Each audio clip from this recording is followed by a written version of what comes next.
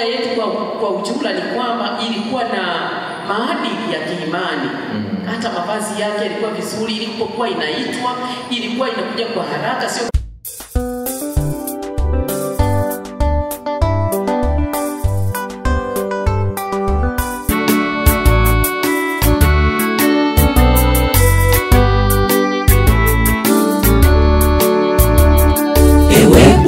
umekuwa ni mwema kwangu. Mbingu na zilinyamaza kwa huzuni, zikiona tendo hilo la ajabu. Yesu mwana wake Mungu kateseka kwa ajili yangu mimi niokoke.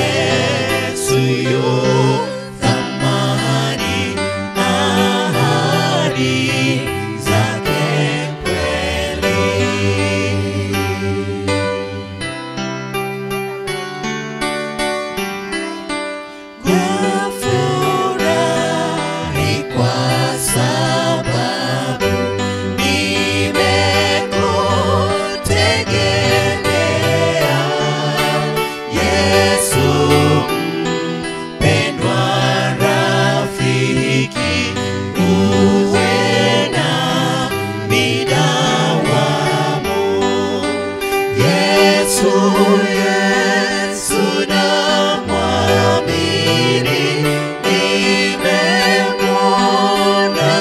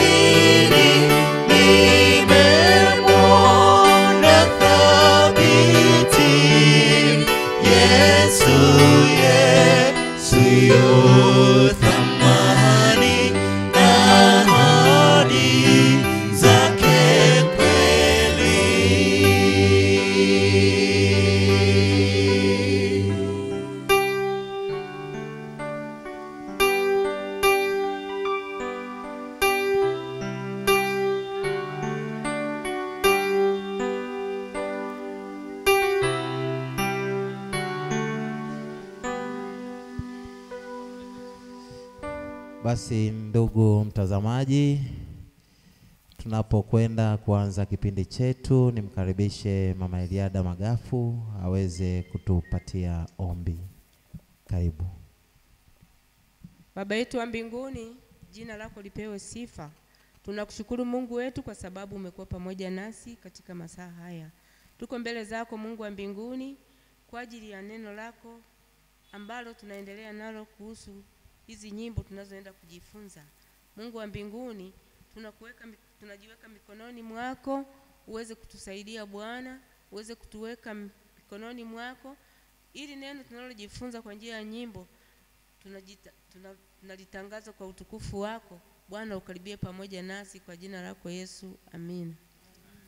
Basi ndugu mtazamaji, tunakukaribisha katika kanisa hili la Nansio, na iliyoko mbele yako ni kwaya ya Ujumbe kwaya ambayo inapatikana katika mtaa wa Nansio, wilaya ya Ukerewe, katika jimbo letu la Mara. Kwaya yetu imekuwa mbaraka mkubwa katika kazi ya injili ndani ya wilaya yetu ya Ukerewe, lakini pia na nje ya wilaya yetu. Ni kwaya ambayo inatoka katika kanisa kongwe kabisa, kanisa mama, ambalo kupitia kanisa hilo makanisa mbalimbali katika wilaya hii ya Ukerewe yameweza kutoka. Kwaya hii imekuwepo kwa muda mrefu na imekuwa ikishughulika na kazi kubwa ya injili ambao ndio wito wetu mkuu katika ulimwengu huu tulionao. Naongea pamoja nanyi ni mojawapo ya waimbaji, naitwa Daniel Malima, lakini pia ni mzee wa kanisa hili la Nansio. Karibu ndugu mtazamaji kwa ajili ya kusikiliza nyimbo mbalimbali ambazo tumekuandalia, lakini pia na kupata historia fupi na matendo kadhaa ambayo kwaya hii imeweza kufanya katika maisha yake yote katika mtaa huu wa Nansio. Karibu na naomba ubarikiwe. Kwa tukianza programu hii, kwaya itakuja na wimbo mmoja unaosema imani, na baada ya wimbo huo tutakaribisha historia fupi na matendo ambayo kwaya hii imeweza kufanya kwa miaka iliyopita. Karibu ubarikiwe na wimbo huu. Asante.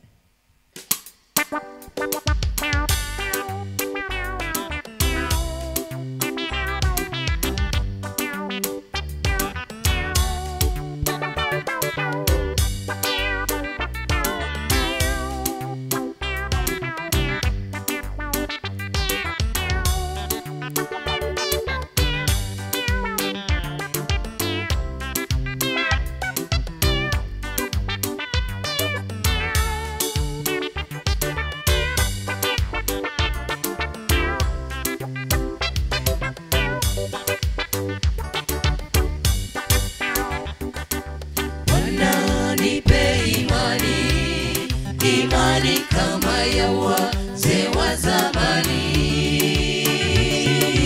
nisihofu chochote nijapoitwa mbele ya wakuu. Hata kwa kumwaga damu nisiogope kwa ajili ya neno hili. Kama mlima Sayuni nisiteteleke kwa jambo lolote. Bwana nipe imani kama ya wazee wa zamani, nisihofu chochote nijapoitwa mbele ya wakuu. Hata kwa kumwaga damu nisiogope kwa ajili ya neno hili.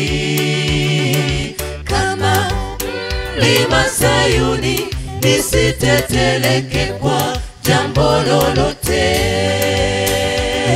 Kwa imani mtu wa Mungu Ibrahimu kaondoka kwenda asipopajua. Kwa imani mtu wa Mungu Yoshua kwa nyimbo kaangusha angusha kuta Yeriko. Kwa imani kijana mdogo Daudi kwa jiwe angusha Goliati. Kwa imani yote yasowezekana, kwa uwezo wa Mungu yanawezekana. Kwa imani mtu wa Mungu Ibrahimu kaondoka kwenda asipopajua. Kwa imani mtu wa Mungu Yoshua kwa jimbo kaangusha kuta Yeriko. Kwa imani kijana mdogo Daudi kwa jiwe angusha Goliati. Kwa imani yote yasowezekana, kwa uwezo wa Mungu yanawezekana. Bwana nipe imani, imani kama ya wazee wa zamani, nisihofu chochote nijapoitwa mbele ya wakuu. Hata kwa kumwaga damu nisiogope kwa ajili ya neno hili. Kama mlima Sayuni nisiteteleke kwa jambo lolote. Bwana nipe imani, imani kama ya wazee wa zamani, nisihofu chochote nijapoitwa mbele ya wakuu. Hata kwa kumwaga damu nisiogope kwa ajili ya neno hili. Kama mlima Sayuni nisiteteleke kwa jambo lolote.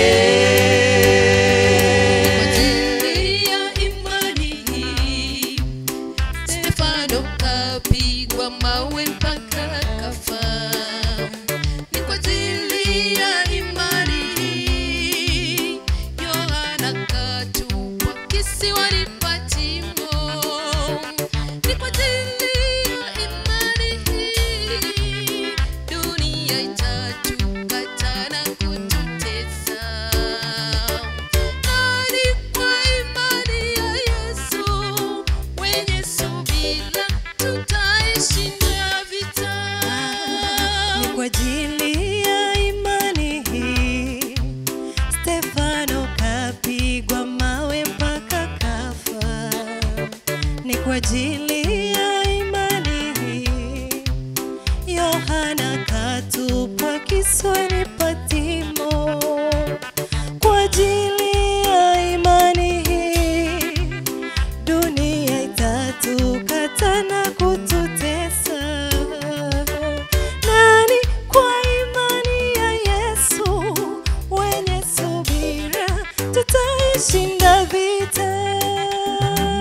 Bwana nipe imani, Oh, Baba, imani kama ya wazee wa zamani, Ewe Baba, nisihofu chochote nijapoitwa mbele ya wakuu. hata kwa Hata kwa kumwaga damu nisiogope kwa ajili ya neno hili.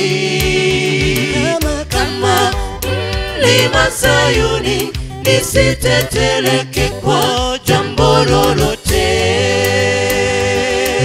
Bwana nipe imani, Baba, imani kama ya wazee wa zamani,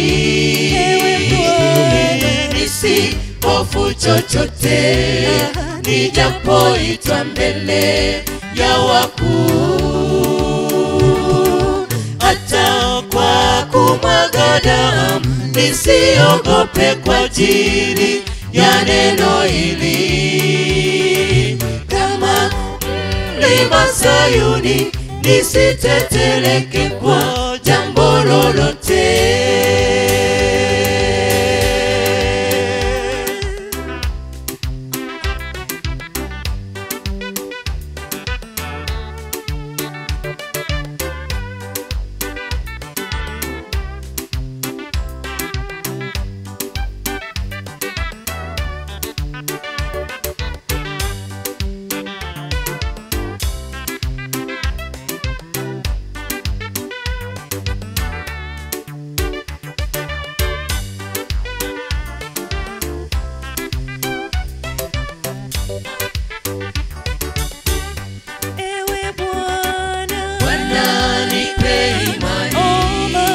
imani kama ya wazee wa zamani,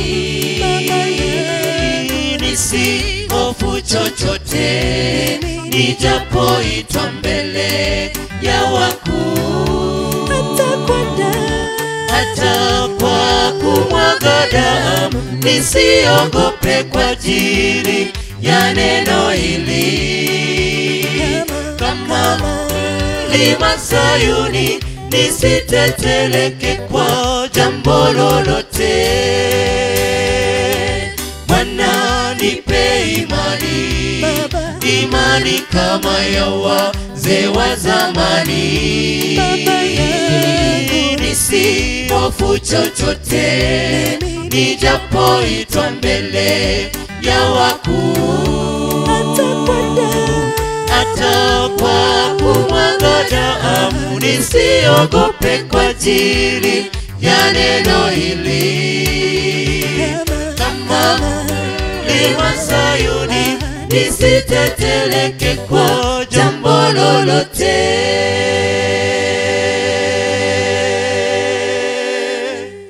Basi ndugu mtazamaji wa programu hii ya kwaya ya ujumbe, baada ya kusikiliza wimbo huo unaohusiana na imani, tunahitaji kufahamu mambo machache juu ya historia ya kwaya yetu ya ujumbe. Ukweli ni kwamba wapo waanzilishi wa awali kabisa wa kwaya yetu, na wengine wameshalala mavumbini, wengine hawapo katika eneo hili la Nansio, lakini tumebahatika kupata baadhi ya waimbaji wakongwe kabisa wa kwaya hii ya ujumbe. Na hapa mbele yenu anakuja mojawapo ya waimbaji hao wa zamani kabisa. Atatueleza alijiunga na kwaya hii wakati gani, kwaya ilikuwa inaitwa kwaya gani, na huyu ni ndugu Sostenes Maiga. Atatuelezea pia baadhi ya waimbaji wa awali kabisa wa kwaya hii.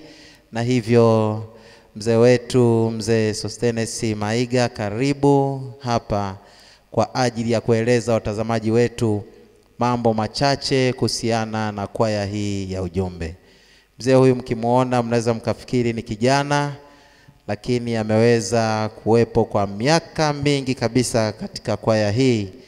Na nikukaribishe sasa mzee uweze kukaa hapa kwa ajili ya mahojiano mafupi, na uweze kuwaeleza watazamaji kuhusiana na kwaya hii ya ujumbe. Endelea kufuatilia vipindi hivi na utabarikiwa sana kwa historia hii njema inayoweza kutolewa na mzee Maiga katikati yetu.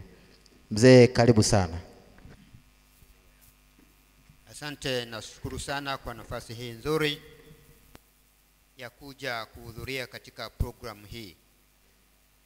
Ndugu wasikilizaji, kwa kweli kama ilivyotajwa hapo, nimekuta kwaya hii mwaka 1975. Mwaka huu 1975 nimejiunga na kwaya hii, na bado nilikuta watu wakiendelea nayo kuimba katika kwaya hii ya ujumbe. Na kipindi hicho, wakati najiunga na kwaya hii, ilikuwa bado haijapata jina la ujumbe kwaya. Waimbaji ambao nimewakuta hapo kipindi cha mwaka 1975 alikuwa ni mzee mmoja anaitwa John Petro Kajolilo, nilimkuta katika kwaya hii, na mama mmoja pia alishalala anaitwa Miska Mnana, nilimkuta katika kwaya hii, na jamaa mmoja ambao pia walinipokea katika kwaya hii ni Simon Ngereja ambaye yupo mpaka sasa hivi, na Josephat Ngereja huyo alishapita.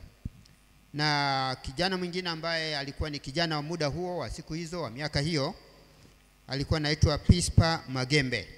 Pispa Magembe alikuwa na familia ya nyingine pia. Kuna mdogo wake alikuwa anaitwa Julius Magembe pamoja na dada yake ambaye alikuwa anaitwa Happiness Magembe. Hao waimbaji ndio niwakuta hapa wakiwa wanaendelea na kwaya hii ya ujumbe. Lakini kwaya hii ilikuwa ikifanya mambo vizuri sana, hasa upande wa uimbaji. Upande wa uimbaji, kwaya hii imekuwa mahiri sana kipindi hicho na imevuma sana katika Mara Conference. Kipindi hicho jimbo letu la Mara likuitwa Mara Conference, lilikuwa linaitwa Mara Kagera Conference.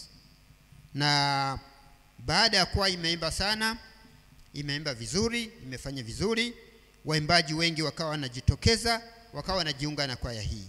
Kuna akina Peter Tengure, Isaiah Mwaipungu, Avira Pispa, Heda Kale, Israeli Mkama, Fodia Bugama Sostenes, na Neema Obedi, Loda Benjamin, Grace Edwaldi, Grace Maendeka na Grace Ngereja na wengine wengi tu ambao walikuwa wamejiunga na kwaya hii ya ujumbe.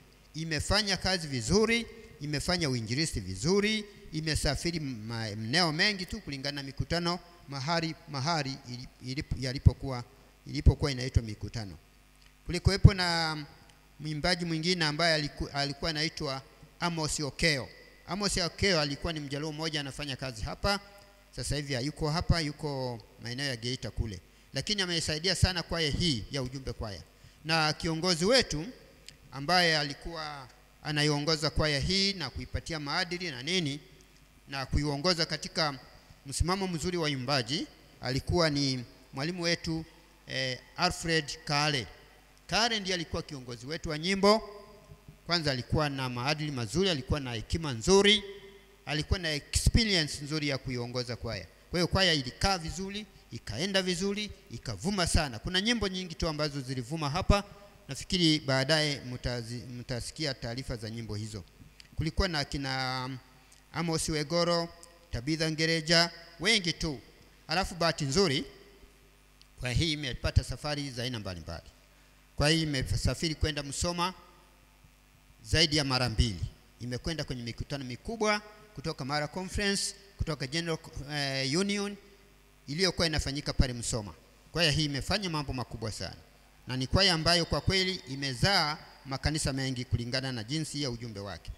Na pia imepata nafasi mwaka 1982 ikasafiri kwenda Bukoba. Kule Bukoba ilikaa kwenye makambi kama wiki moja hivi. Lakini bahati nzuri tena iliyokuja mwaka uliofuata, baada ya mwaka mmoja wakawa wamepata nafasi tena ya kurudi Bukoba. Kulikuwa na mahubiri yaliyopelekwa kule na mchungaji Manyonyi. Kwa hiyo imesafiri kwenda Bukoba pia safari 2. Na bado ilikuwa na safari za jirani kama vile Bunda. Bunda pia imeenda zaidi ya safari 2, nafikiri safari kama 3-4 hivi. Lakini pia ilipata safari ya kwenda Kabita. Imeenda Kabita pale, imefanya kazi ya uimbaji vizuri. Lakini kabla ya kwenda Kabita, safari ya kwenda Kabita ilikuwa na changamoto. Usafiri ulikosa kidogo, ulileta shida kipindi hicho. Basi tukafanyaje? Tukaona kwamba kwa sababu kulikuwa na jamaa mmoja, mzee mmoja alikuwa ametokea maeneo ya huko, alikuwa anaishi pale Bukongo kwa Mwalimu Kajura. Sasa alikuwa na trekta yake. Baada ya kuwa tumekosa kabisa usafiri wa kupeleka kule, basi huyo mzee akachukua ile trekta yake, akaja akatuambia, tukakubali kusafiri na trekta. Na tulipotoka hapa, tulienda kulala jirani kabisa na mji wa Bunda. Tulilala njiani. Tukaendelea na safari hiyo kesho yake mpaka tukawa tumefika kule Kabita kwenye mkutano wa makambi. Tulifanya vizuri, kwa hiyo ikavuma sana huko. Na kwa kweli mikutano ya aina mbalimbali kwa hiyo ilikuwa inaenda. Tumeenda Dodoma kwa mchungaji Taylor, tumeenda Mwanza kwa Pastor Muganda, alikuwa na mafundisho kule na mahubiri huko. Tumeenda tena Mwanza safari nyingine katika ujio wa Falkenberg ambaye alikuwa ni mwenyekiti wa General Conference. Na pia kule Dodoma pia alikuwa ni Pastor Taylor ambaye pia alikuwa ni mwenyekiti wa General Conference. Kwa hiyo tumesafiri mara nyingi sana. Tumekwenda Dar es Salaam, tumeimba kule, watu wametoka kule wamechangamka, na kwa kweli kwaya yetu ilikuwa na nguvu, ilikuwa na bidii sana. Kwa hiyo ikajulikana katika Mara Conference, ikajulikana katika conference zingine. Na kabla ya hapo nimalizie tu kwamba pale tulipokwenda Mwanza, jina la ujumbe kwaya lilikuwa lijakuwepo. Sasa katika ujio wa Falkenberg tulikuwa tumechaguliwa kabisa kwenda pale. Sasa ndio tukafika pale, tukajiorganize tufanyeje? Hatuna jina. Tulikuwa tunaitwa tu kwaya ya Nansio. Lakini baada ya kufikiria sana tukaona kwamba hapana, tuwe na jina. Sasa ndio tukapiga kura pale, tukafanya tukaweka majina pale, tukapiga kura. Jina la Ujumbe Kwaya likazaliwa hapo Mwanza katika ujio wa huyu Falkenberg ambaye alikuwa ni mwenyekiti wa General Conference. Kwa hiyo Ujumbe Kwaya imezaliwa hapo Mwanza baada ya kuwa tumetoka hapa, tumealikwa rasmi kwa ajili ya kwenda kuimba kwenye mkutano huo. Kwa kweli tulifanya vizuri sana na Mungu alitukuzwa sana na kwaya hii ya Ujumbe. Asante sana mzee Sostenes. Labda kwa kuhitimisha kabisa, ni jambo gani la kipekee ambalo hutalisahau katika safari hiyo ya kwaya ya Ujumbe kwa miaka hiyo ya nyuma, ambalo nahitaji ndugu msikilizaji pamoja na waimbaji wa sasa waweze kulikumbuka? Jambo gani ambalo hutalisahau ama ni la muhimu sana linalokumbusha kwaya hii ya Ujumbe, mzee Sosi? Nafikiri jambo ambalo ni la muhimu sana, ambalo nimeliona kabisa kwamba uimbaji sio jambo la kuacha nyuma. Uimbaji ni jambo la kuzeeka nalo. Kwa maana uimbaji unakusaidia kwanza kabisa, unakuwa mtu wa kufikiri neno la Mungu wakati wote. Nyimbo zako zitakuwa zinahusiana na wokovu wa watu. Na pia jambo lingine ni kwamba utakuwa mhubiri kwa njia ya nyimbo, na utawaleta watu kupitia nyimbo. Wewe bila kuhangaika kwenda kwenye mimbari pale, watu utakaposimama pale na waimbaji wenzako, watu watavutwa, watakuja kwa Mungu na baadaye watamkubali Kristo na watakuwa watoto wa Mungu. Kwa hiyo ni jambo ambalo mimi nalikumbuka kwamba uimbaji sio kitu cha kuacha nyuma, kwa sababu unaleta watu kwa Yesu. Asante sana mwimbaji mkongwe kabisa. Waimbaji mnasemaje kwa mzee huyu? Mnasemaje kwa mzee Sosi? Bwana awabariki sana mzee Sosi, tunashukuru sana kwa wasilisho lako. Naona bado kijana kabisa. Karibu katika kwaya yetu ya Ujumbe. Amina sana. Tuendelee kumshukuru Mungu, tuendelee kumwamini Mungu. Unajua siri ya uimbaji, utaendelea kuzeeka pole pole, uweze kuzeeka ovyo ovyo. Bwana akubariki sana. Amina sana. Sasa kwaya ya Ujumbe inaleta wimbo mzuri unaitwa Maombi, katika kusindikiza ujumbe ambao mzee Sosi ametueleza. Endelea kukaa katika runinga yako ukifuatilia mahojiano haya na ujumbe kutoka katika kwaya yetu ya Ujumbe. Karibuni sana ndugu watazamaji.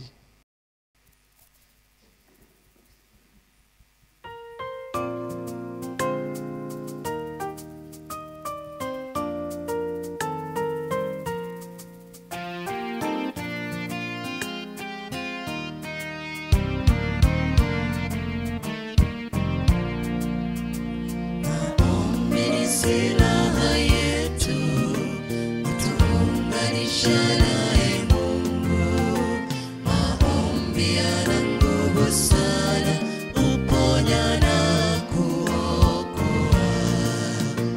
Uwapo mahali popote, nyumbani au kazini, usichoke kumwomba Mungu kila wakati.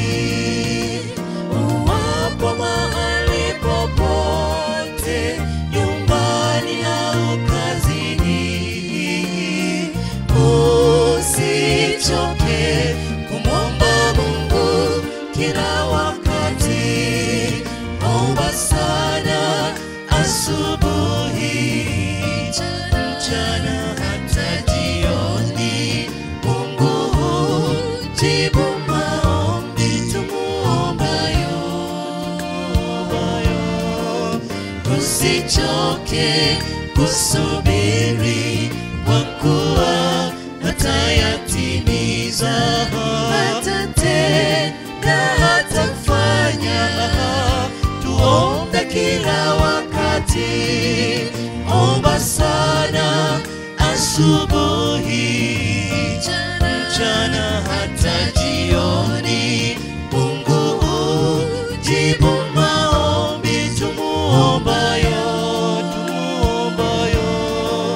Tusichoke kusubiri, kwa kuwa atayatimiza, tena hatafanya. Tuombe kila wakati.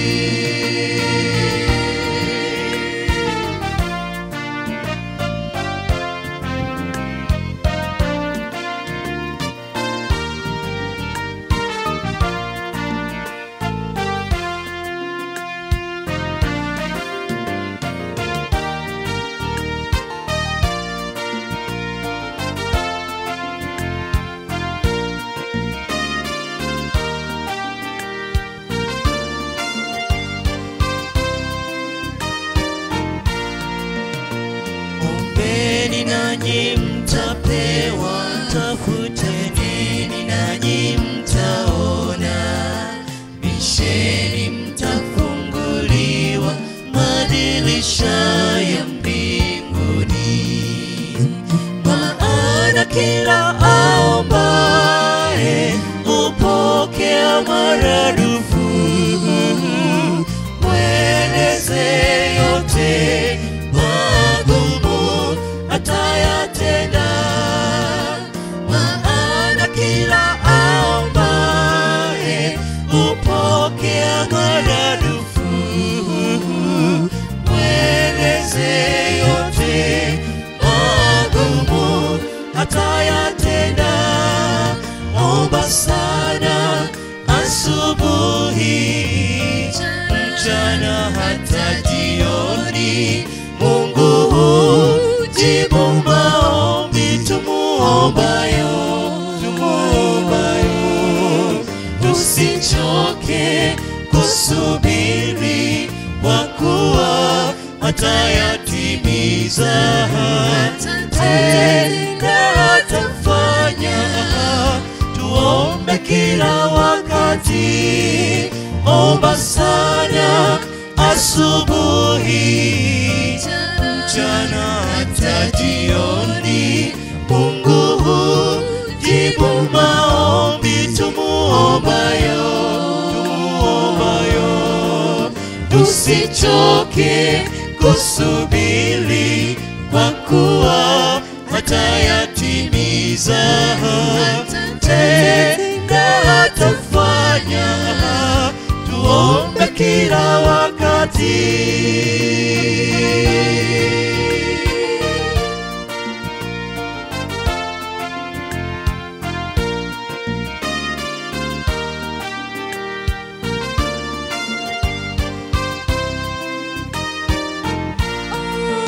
Omba sana asubuhi, mchana hata jioni. Mungu hujibu maombi tumuombayo. Tusichoke kusubiri, kwa kuwa atayatimiza, tena atafanya. Tuombe kila wakati.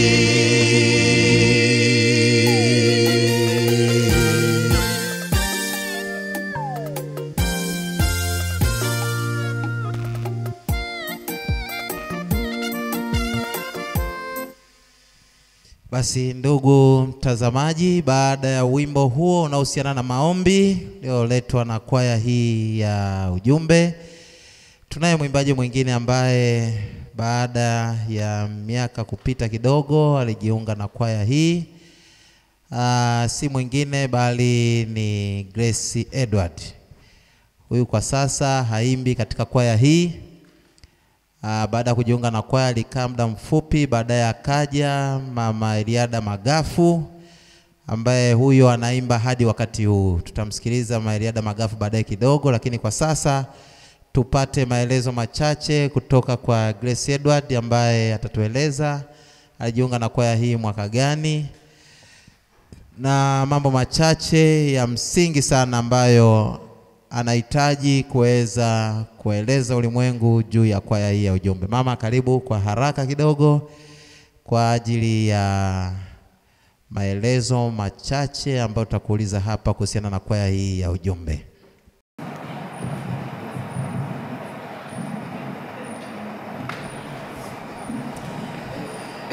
Basi Mama Grace Edward, karibu sana. Watazamaji wako hapa wakihitaji kujua machache. Wewe ni mojawapo wa kina mama ambao miaka ya nyuma kidogo mlikuwa mkiimbia kwaya hii ya ujumbe. Unaweza kutukumbusha tu ni mwaka gani ulijiunga na kwaya hii? Na mzee Sostenes ametueleza vizuri kuhusiana na nyimbo na programu iliyofanywa na kwaya.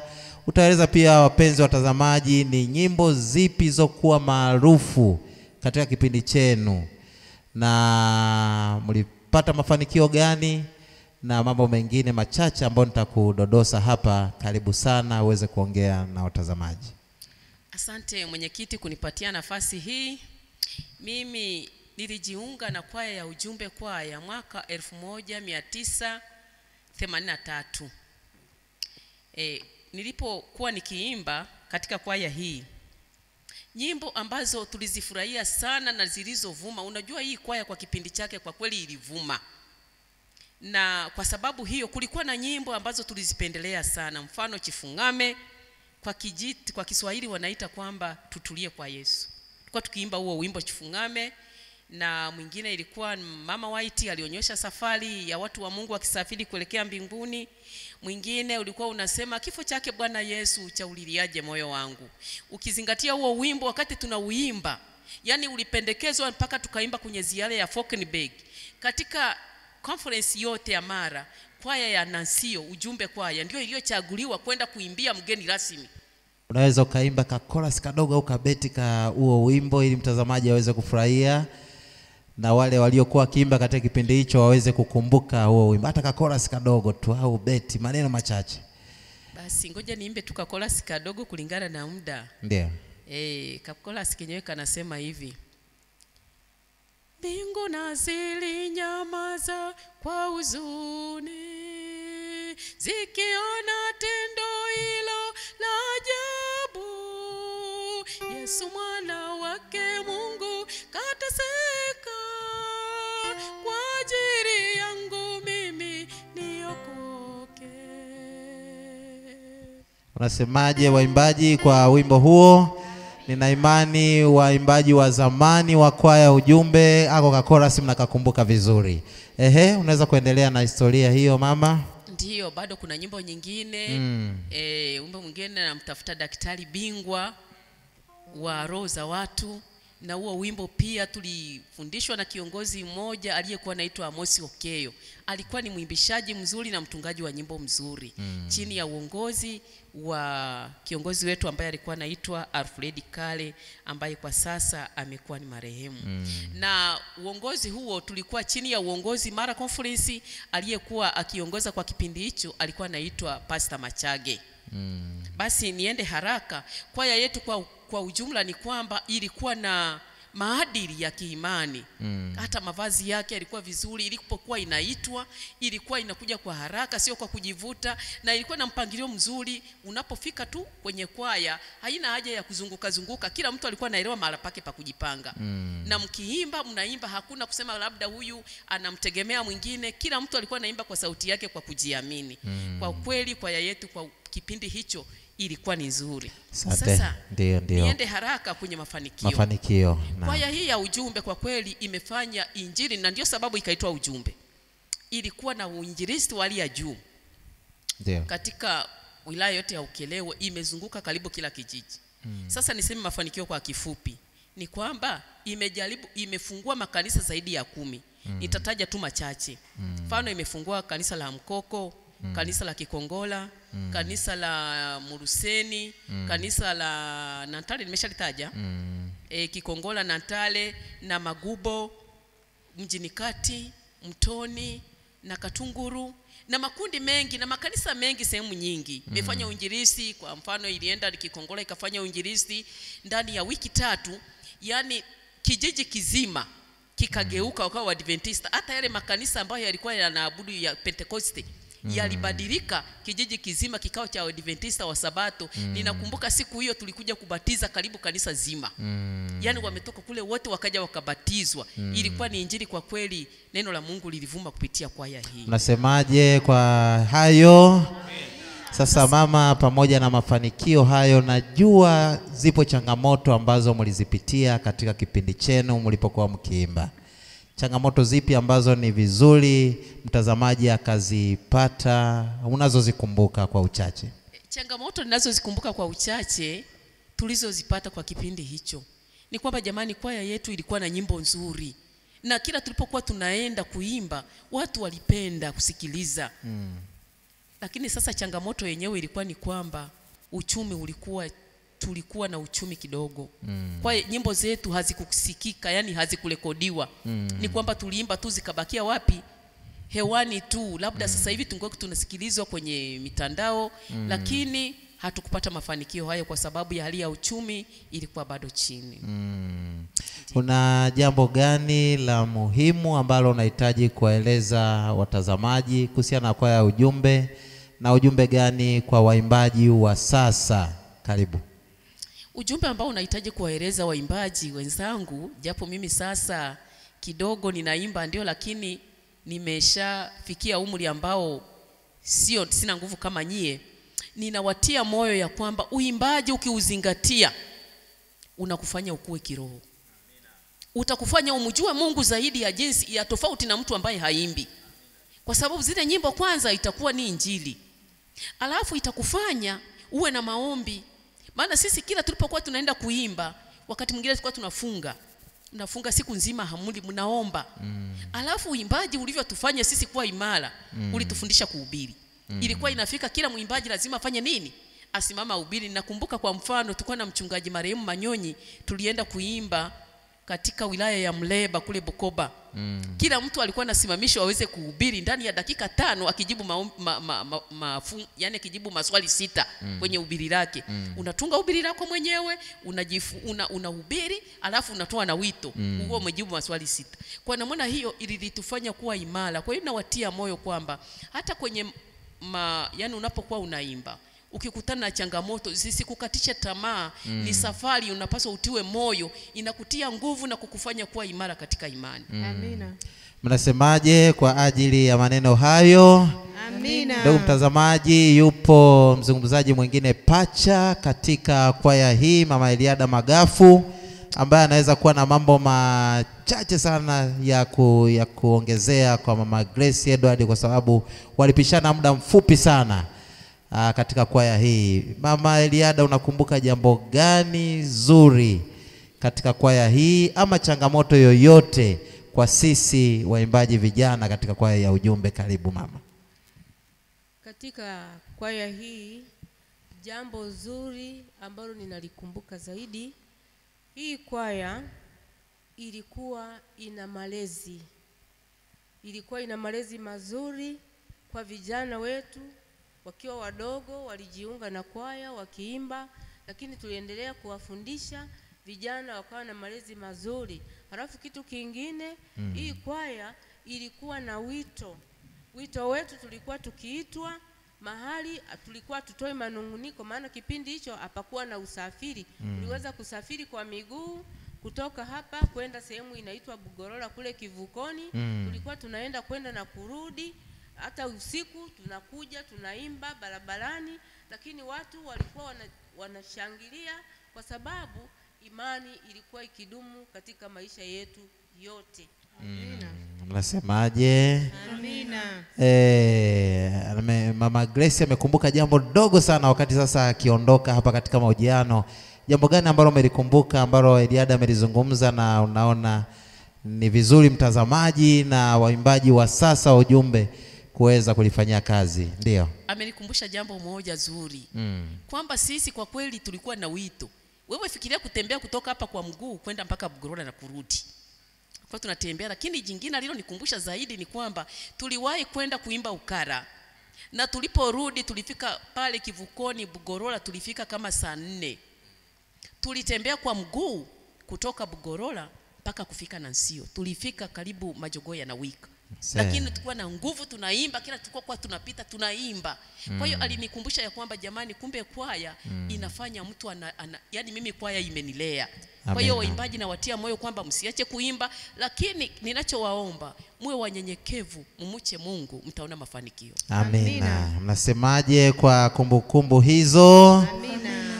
Ndugu mtazamaji wa uwasilisho huu wa kwaya ujumbe, tunakuja kwenu na wimbo unaosema Chili Mrugendo, moja ya makabila ambayo yanapatikana katika visiwa hivi vya Ukerewe, lakini pia na maeneo mengine ni lugha ya Kijita. Ni wimbo mzuri wenye ujumbe mkubwa, kila unapoimbwa watu wengi wamekuwa wakibarikiwa sana. Karibuni, na mara baada ya wimbo huo tamkaribisha katibu wa kwaya kwa ajili ya mahojiano machache kutueleza kwaya hii kwa sasa ina mipango gani ya kikanisa, ya kiutume na kimaendeleo. Karibuni sana kwa ajili ya ujumbe unaosema Chili Mrugendo. Mbarikiwe.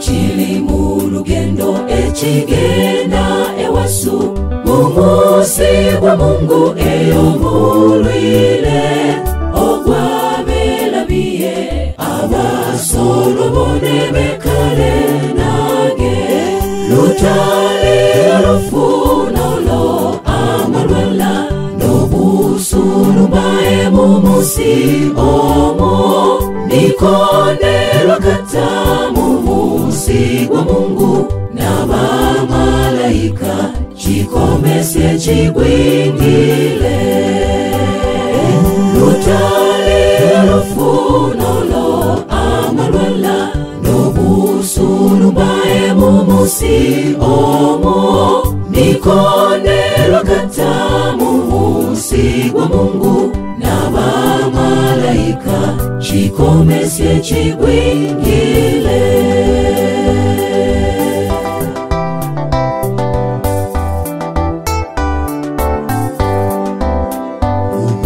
abasolwa bae alibaba mulola lilibe kondelwa nokusandaba nigwo kulugusya libachabulamo mumusi omo lutali lufunolo amalwala nobusulumbae mumusi omo nikonelwa katamu musi gwa Mungu na bamalaika chikomesye chigwingile lutali lufunolo amalwala nobusulumbae mumusi omo nikonelwa katamu musi gwa Mungu na bamalaika chikomesye chigwingile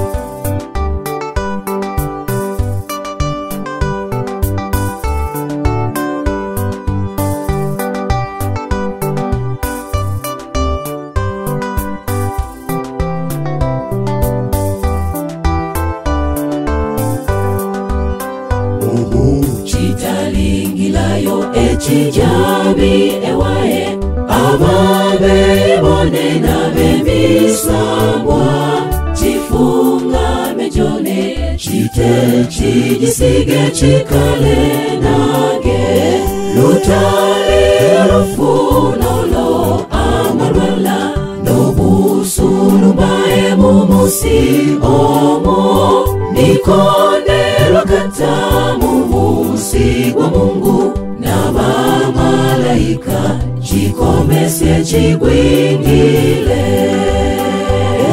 lutali lufunolo amalwala nobusulumbae mumusi omo rukonero katamu usigwa Mungu na bamalayika chikomesye chigwingile chikomesye chigwingile chikomesye chigwingile chikomesye chigwingile.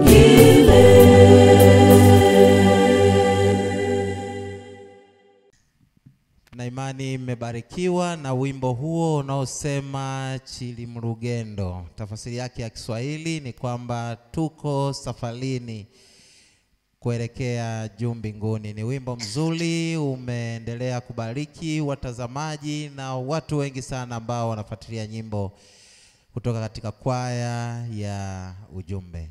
Na sasa aliyeko mbele yetu ni katibu wa kwaya, atajitambulisha jina lake, atatueleza kwa sasa mara baada ya kupokea historia ya wakongwe wa kwaya. Kwa sasa kwaya ina hali gani na nyimbo zipi na mipango gani ya uinjilisti na lolote ambalo anahitaji kueleza watazamaji kuhusiana na kwaya hii ya Ujumbe. Katibu wa kwaya, tafadhali sana, karibu uweze kuongea na watazamaji. Waimbaji wa kwaya Ujumbe, Bwana ni mwema wakati wote na wakati wote. Bwana ni mwema. Ndugu mtazamaji walioko mbele yenu, ni kwaya ya Ujumbe kutoka Nansio kama hapo awali tulivyojitambulisha. Na mimi niliyoko mbele yenu naitwa Geoffrey Jonathan. Ni katibu wa kwaya katika kwaya hii ya Ujumbe ambayo inapatikana katika mji wa Nansio. Kuna mambo baadhi ambayo tunayafanya kama kwaya na mambo baadhi ambayo kwaya inayahitaji ili kufanikisha kazi ya Injili. Kwaya kama kwaya tumesafiri katika kipindi tofauti tofauti katika miaka ya hivi karibuni, tukihudhuria matukio mbalimbali ya ndani ya Ukelewe na nje ya Ukelewe pia. Tumehudhuria matukio mbalimbali, kwa mfano tumehudhuria tukio ya sherehe, matukio ya misiba, matukio ya mahubiri kwa ajili ya kazi ya Mungu. Tunapenda kusema Bwana asifiwe. Amina. Bwana ni mwema wakati wote. Kama kwaya tumefanya matukio kama yafuatayo. Tumefanya video mbili, ambapo video moja ndio imeshapatikana katika mitandao ya kijamii. Ukiandika Ujumbe kwaya utaipata. Kuna nyimbo ambazo zitakubariki. Lakini kuna video ambayo tumeifanya, video ya pili ambayo hivi karibuni itakuwa hewani, na wimbo mmoja wapo ndio huo tumeusikia, Chilimrugendo. Ni wimbo ambao ni wimbo wa Kijita, utawabariki watu wengi na video hizi zikitoka. Amen. Na hayo ndio baadhi ya mafanikio ambayo tumeyafanya kama kwaya ya Ujumbe. Lakini sambamba na hilo, mafanikio ambayo yanatarajiwa kufanywa katika kwaya hii ya Ujumbe, moja ya mafanikio ni kupata studio ya kwaya. Kwaya inapigana ili kusudi kwamba iweze kupata studio ya kwaya, na baadhi ya vifaa tumeshaanza kununua kama kwaya, kama laptop ipo katika mikononi mwa kwaya hii ya Ujumbe. Amen. Lakini kitu ambacho kinatupa changamoto katika kwaya hii ya Ujumbe, kwaya hii haina usafiri. Tunapata changamoto sana tukiitwa miito kutoka sehemu hii kwenda sehemu nyingine. Kwa hiyo Mungu akitubariki, kama mpendwa mtazamaji unatusikiliza, unaweza kutusaidia usafiri, basi jina la Bwana litatukuzwa sana. Lakini changamoto nyingine ambayo tunaipitia kama kwaya, hatuna vyombo vya kutosha vya mawasiliano au vyombo vinavyotusaidia kwa ajili ya kueneza kazi ya Injili, vyombo vya muziki. Basi kama mpendwa msikilizaji utakuwa pia na moyo wa kutusaidia, basi tutashukuru sana na jina la Bwana litatukuzwa. Amen. Naomba kuwasilisha kwa mwasilishaji wetu kwa ajili ya kuendelea na kipindi hiki. Mbarikiwe sana. Amina. Mnasemaje waimbaji kwa katibu wa kwaya? Amina. Ameeleza mambo ya msingi sana. Moja ya mafanikio makubwa ambayo kwaya hii imeyafanya ni kusukuma kazi ya injili ulimwenguni.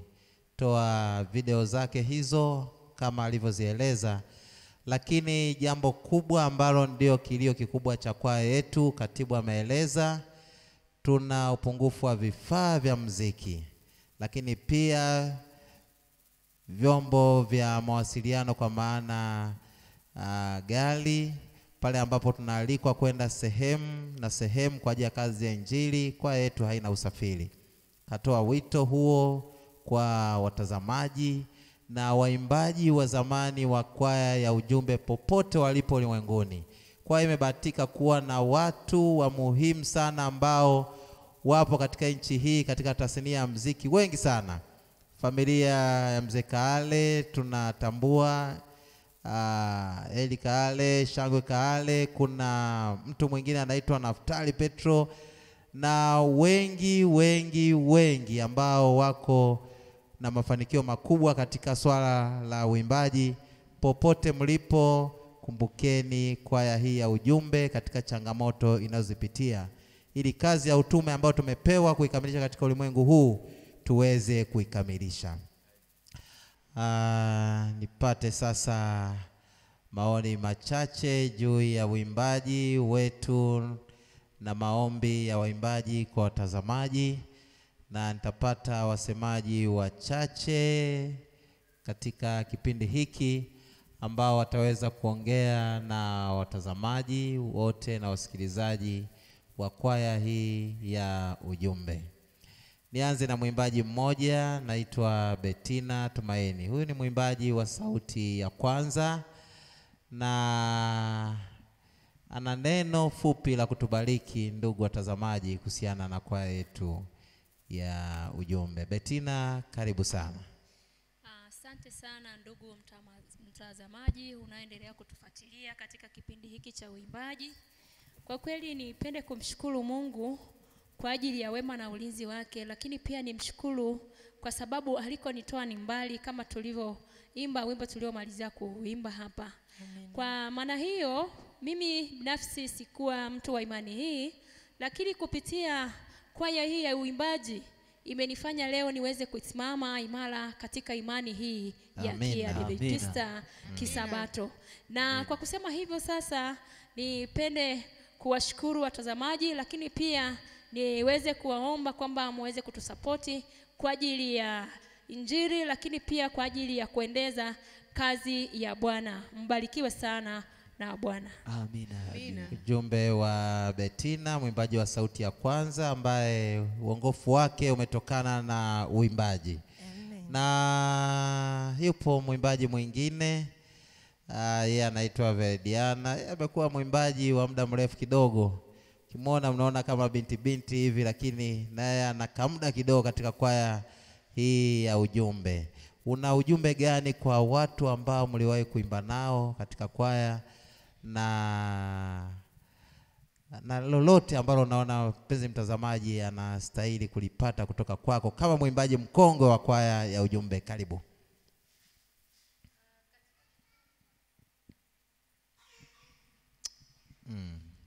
Napenda tu kuwashukuru watazamaji wanaokuwa wakituangalia tukiwa katika uimbaji. Zaidi sana naomba tu watupe ushirikiano katika uimbaji tunaofanya kwa ajili ya kazi ya Mungu. Na pili, tunayo mipango mingine ya kuweza kutoa video zingine. Tunaomba tu watusaidie katika michango, waweze kubarikiwa kwa hilo na Mungu aweze kuwasaidia. Amina sana.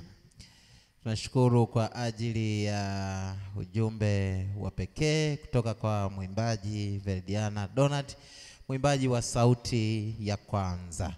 Yupo mwimbaji mwingine kati ya waimbaji watano ambao watatoa ujumbe mfupi kwa watazamaji. Yeye anaimba sauti zote. Anaitwa Elizabeth Magai. Karibu kwa ajili ya ujumbe mfupi kwa watazamaji. Huyu anaimba sauti ya kwanza, sauti ya pili, anaweza pia sauti ya tatu, ni mwalimu besi ndo sijui. Karibu kwa ajili ya ujumbe mfupi kwa watazamaji wa kwaya hii ya ujumbe. Liza, karibu.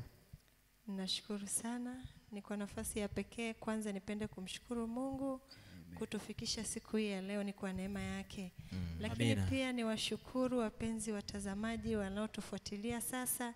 Hii ndio kwaya ya ujumbe. Tunayo mengi mazuri, lakini ombi langu kwa wote, ninaomba tu tuzidi kuombeana, kusapotiana. Hata usipoweza kutusaidia kifedha, maombi yako ni muhimu kwetu kwa ajili ya kuifanikisha kazi ya Bwana. Basi sina mengi zaidi. Wapendwa, tunawapenda sana na Mungu aweze kuwabariki. Amina. Yeye ni mwimbaji, anajua tu kuimba, sio kuongea sana. Kwaya hii pia inao vijana ambao wamejiunga hivi karibuni. Waweza kuwa na neno kwa mtazamaji, kwanza kwa vijana wenzao wanaowatazama kupitia katika kipindi hiki, lakini pia na wote ambao wanawiwa kufuatilia masuala ya uimbaji. Edadi, hebu tueleze jambo gani ambalo unahitaji mtazamaji aweze kulifahamu kuhusiana na kwaya hii, uzoefu wako katika kwaya hii na nini matarajio yako katika kwaya hii ya ujumbe. Karibu. Asante. Matarajio katika kwaya hii, mimi binafsi nahitaji kwaya ifike level ya juu. Amina. Kama kwaya zingine. Amina. Zijulikanazo kama Light Bellas, Family Music na zinginezo. Amina. Mimi nipende kumshukuru Mungu kwa nafasi aliyonipa. Mimi ni mwimbaji wa sauti ya tatu. Tumuombe Mungu atuongezee uwezo wa kufanya kazi yake. Amina. Na pili, hii kwaya ina walimu, lakini wale walimu wenyewe wa kuinoa hii kwaya kidogo hawapo. Ina maana hii kwaya ikitokea kipatikana mwalimu iko vizuri sana. Amina. Tuna hiyo shida kidogo ya mwalimu. Mnavyotuona tunaimba ni kwa uwezo wa Mungu na uwezo Mungu aliotupa kidogo kidogo. Lakini tuna shida kidogo ya mwalimu. Tukipata mwalimu mambo yataenda vizuri sana katika kwaya ya ujumbe. Asante sana. Yeye amekuwa na kilio cha walimu, na fikiri watazamaji walimu umeona. Karibuni sana na tuweze kutimiza haja ya mwimbaji huyu wa sauti ya tatu.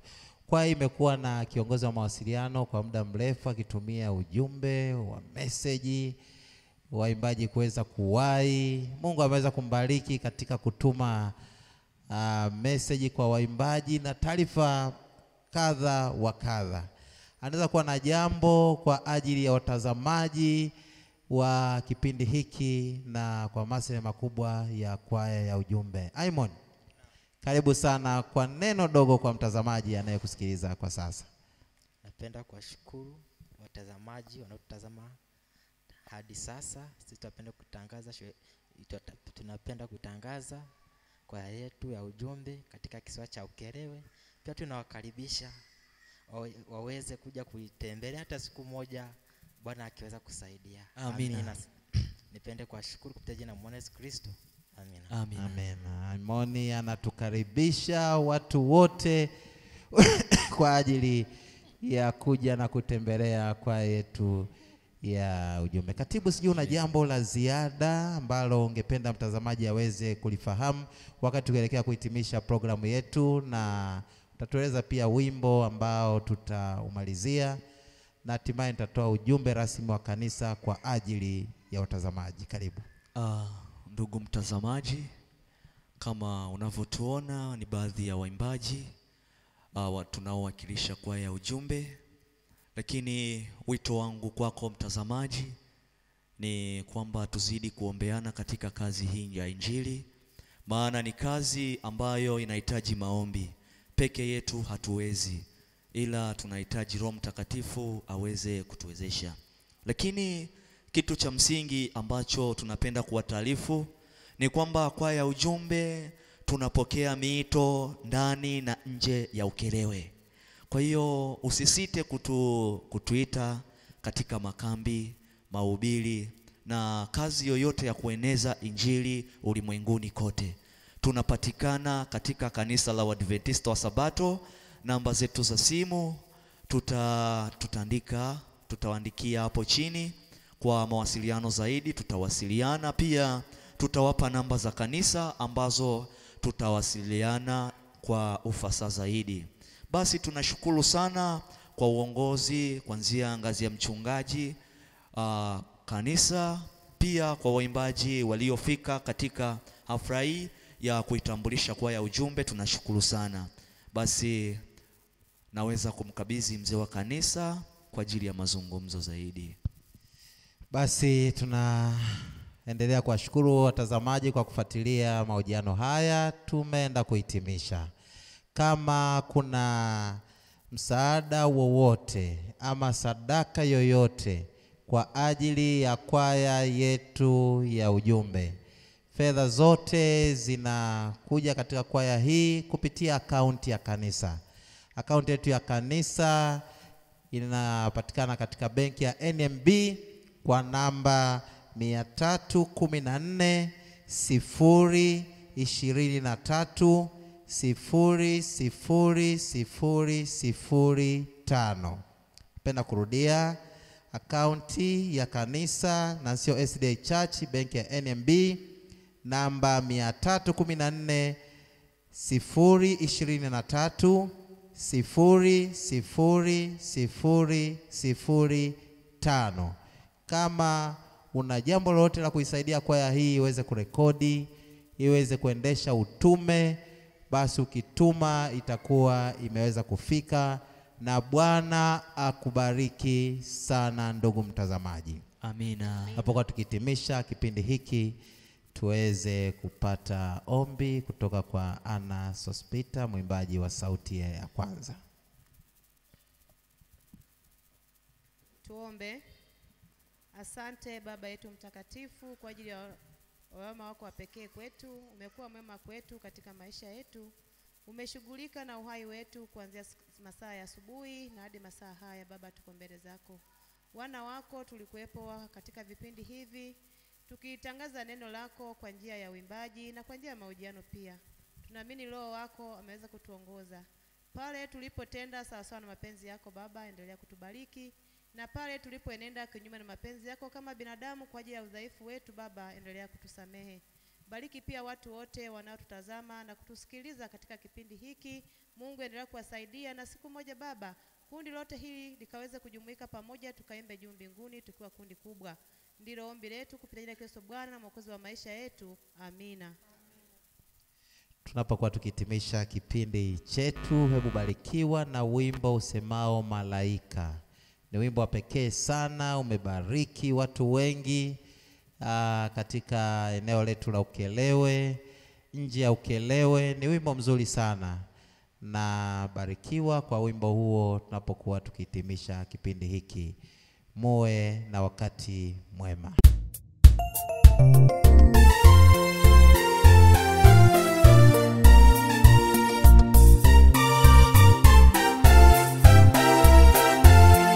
Njoni tumwimbie kwa shangwe, mkombozi Yesu amezaliwa. Malaika waliimba sifa Yesu alipozaliwa, wakisema atukuzwe Mungu na amani kwa wote. Malaika waliimba sifa Yesu alipozaliwa, wakisema atukuzwe Mungu na amani kwa wote. Mbinguni walimwimbia Mwokozi nyimbo za sifa kuu. Oh, haleluya, nasi tutaimba kwa shangwe wimbo wake Musa na mwana kondoo. Mbinguni walimwimbia Mwokozi nyimbo za sifa sifa kuu. Oh, haleluya, nasi tutaimba kwa shangwe wimbo wake Musa na mwana kondoo.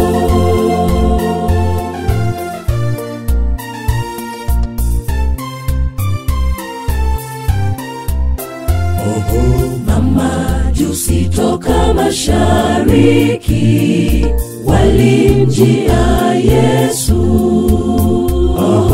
Walifurahi kwa shangwe kubwa na kumsujudia.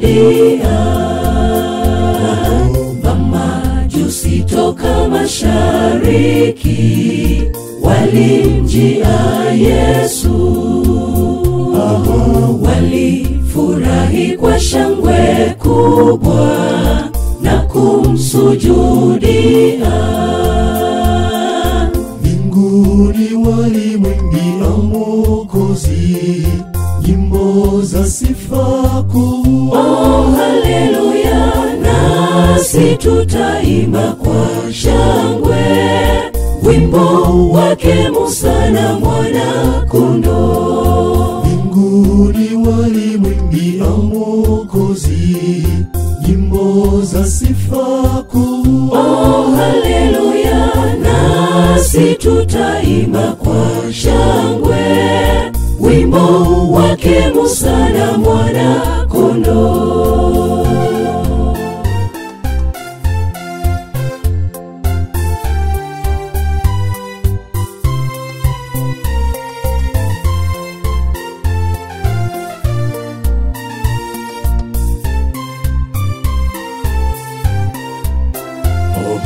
Kuzaliwa kwake mkombozi kulileta wokovu. Wanadamu wote duniani tumekombolewa. Kuzaliwa kwake mkombozi kulileta wokovu. Wanadamu wote duniani tumekombolewa. Mbinguni walimwimbia Mwokozi nyimbo za sifa kuu. Oh, haleluya, nasi tutaimba kwa shangwe wimbo wake Musa na mwana kondoo. Mbinguni walimwimbia Mwokozi nyimbo za sifa kuu. Oh, haleluya, nasi tutaimba kwa shangwe wimbo wake Musa na mwana kondoo. Nasi tutaimba kwa shangwe wimbo wake Musa na mwana kondoo. Nasi tutaimba kwa shangwe wimbo wake Musa na mwana kondoo. Nasi tutaimba kwa shangwe wimbo wake Musa na mwana kondoo.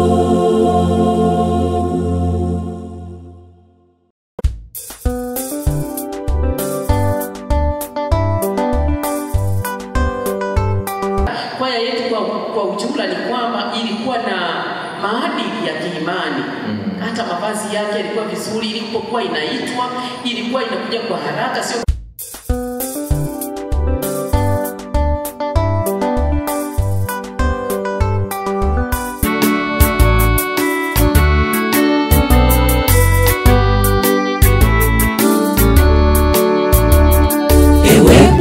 umekuwa ni mwema kwangu. Mbingu na zilinyamaza kwa huzuni zikiona